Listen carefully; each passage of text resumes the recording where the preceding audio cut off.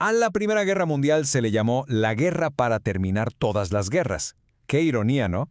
Porque la paz que vino después, bueno, fue tan frágil que hoy muchos la ven como una simple tregua de 20 años. Hoy vamos a desentrañar justo eso, cómo este cataclismo no solo cambió la historia para siempre, sino que de hecho plantó las semillas para una guerra todavía peor. Y esta frase de verdad le da justo al clavo. No estamos hablando de una simple guerra entre países. No, no, no. Fue el derrumbe total de imperios que llevaban siglos en pie. Y el nacimiento, forzado, violento, de un mundo completamente nuevo. Fue como un reseteo tan brutal que sus consecuencias, bueno, las seguimos sintiendo hasta el día de hoy, ¿eh? Desde cómo se dibujó el mapa de Medio Oriente hasta el surgimiento de ideologías que marcaron todo el siglo. Ahora, para entender cómo es que todo explotó, no podemos fijarnos en un solo día o un solo evento. No, hay que echar un vistazo a las décadas de tensión que se venían acumulando. Piensen en la Europa de antes de 1914, no como un lugar tranquilo y en paz, para nada. Era literalmente un barril de pólvora, un polvorín a punto de estallar. Y para desglosar esas tensiones, hay una herramienta súper útil que usan los historiadores. Es un acrónimo, MAIN. ¿Qué significa? Militarismo, alianzas, imperialismo y nacionalismo. Ojo, no eran cosas separadas, eran como 4 motores, todos encendidos al mismo tiempo, empujando a Europa directo al precipicio.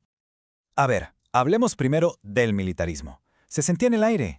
Por un lado tenías a Gran Bretaña y Alemania en una carísima carrera para ver quién construía los mejores barcos de guerra. En tierra, ejércitos gigantescos, de millones de soldados listos para moverse a la primera señal. Pero aquí está el verdadero problema, la trampa mortal, los planes de guerra. El de Alemania, el famoso Plan Schlieffen, era como un mecanismo de relojería suiza. Una vez que le dabas cuerda y lo echabas a andar, ya no había vuelta atrás. Adiós diplomacia. Era una máquina que arrastraba a todos, sí o sí, a la guerra. Luego, súmale a eso el tema de las alianzas. Imaginen una telaraña de pactos y promesas que básicamente dividió a Europa en 2 equipos listos para la pelea. De un lado, la Triple Alianza, con Alemania y Austria-Hungría a la cabeza. Y del otro, la Triple Entente, Francia, Rusia y Gran Bretaña. Lo irónico es que se suponía que este sistema iba a mantener la paz, pero se convirtió justo en lo contrario. Era una máquina del día del juicio final. Un problemita local, por más pequeño que fuera, podía jalar a todo el continente a una guerra masiva. Y pues, así fue. Y por último, pero no menos importante, el imperialismo y el nacionalismo. Por un lado, la pelea por ver quién se quedaba con más pedazos de África y otras partes del mundo generaba una fricción constante. Pero la verdadera bomba de tiempo era el nacionalismo, especialmente en la zona de los Balcanes, que era un hervidero. Ahí, el sueño de Serbia de ser una nación independiente chocaba de frente con los intereses del Imperio Austrohúngaro, que era un mosaico de etnias. Entonces, ya tenemos el escenario puesto. La tensión está al máximo, el barril de pólvora está lleno y solo faltaba la chispa que encendiera la mecha. Y esa chispa, bueno, llegó en un día de verano, en una ciudad llamada Sarajevo, en junio de 1914. Y vean nomás la velocidad con la que todo se desmoronó. Es de locos. El 28 de junio ocurre un asesinato. Un mes después, todo el continente estaba en guerra. Aquel sistema de alianzas que se suponía que daba seguridad resultó ser una cadena de dominó perfecta para la autodestrucción. Una pieza caía y arrastraba a la siguiente, y a la siguiente, hasta que todos estaban metidos en una guerra que, en el fondo, muy pocos querían, pero que ya nadie podía parar. La gente pensaba, o quería pensar, que sería una guerra rápida. El clásico, para Navidad todos en casa. ¡Qué equivocados estaban! La realidad fue una pesadilla industrial. Las viejas tácticas del siglo XIX, con caballería y uniformes vistosos, se toparon de frente con la brutal realidad de la artillería pesada y las ametralladoras del siglo XX. Y claro, esos planes de guerra tan elaborados fracasaron casi de inmediato. El avance alemán hacia Francia se detuvo en seco, muy cerca de París, en la batalla del Marno. Y a partir de ahí, ¿qué pasó? Pues que ambos ejércitos se pusieron a cavar. Crearon una cicatriz monstruosa de trincheras que cruzaba Europa de punta a punta. Se acabó la guerra de movimiento. Había nacido la guerra de trincheras, una guerra de desgaste. Pensemos un segundo en este número, porque es abrumador. Más de 1 millón de bajas, o sea, muertos y heridos, en una sola batalla, una.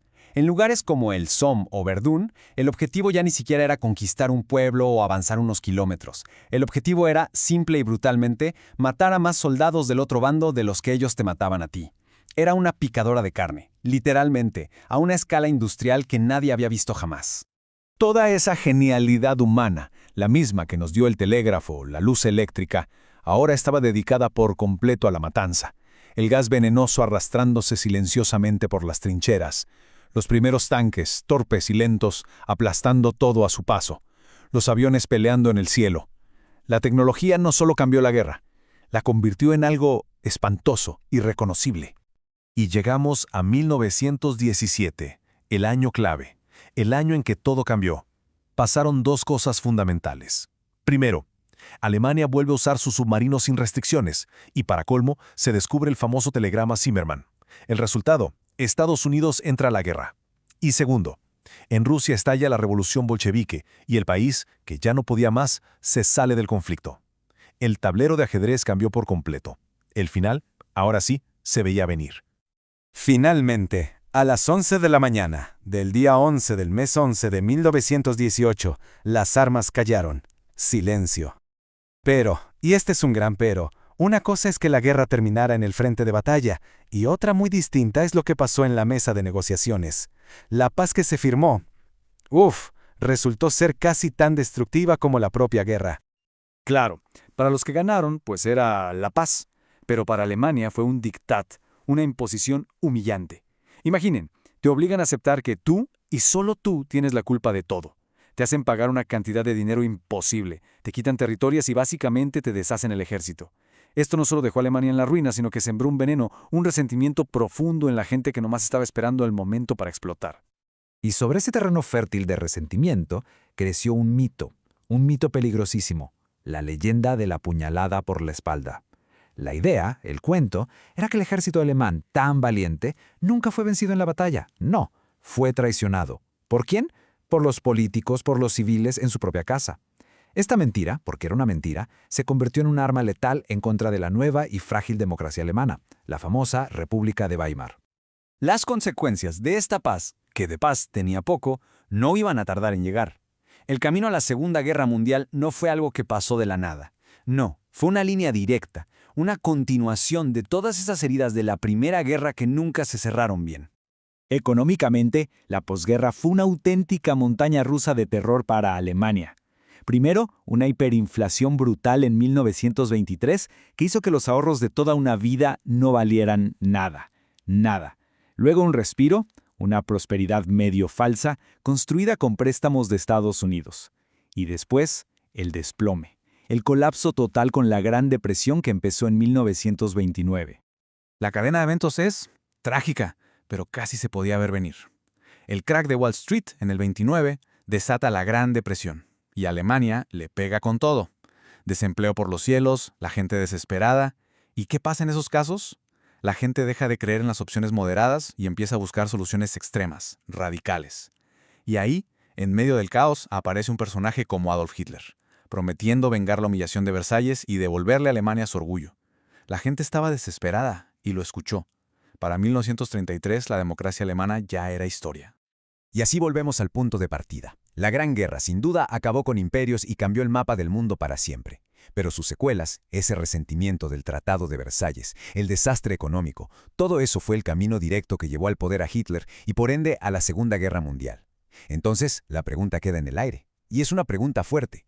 ¿De verdad fue la guerra que terminó con todas las guerras? ¿O fue más bien el primer acto, el primer capítulo sangriento de una tragedia mucho más grande que definió a todo el siglo XX?